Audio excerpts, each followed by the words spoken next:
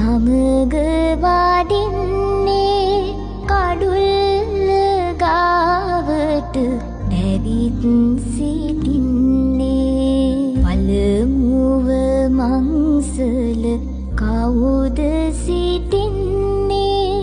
නාගදෙවිඳු සහ පිරිස සිටින්නේ කිරියම්මාවරු ඇවිත් සිටින්නේ ගෙතුලට එන්නට අවසර දෙන්නේ දෙවනු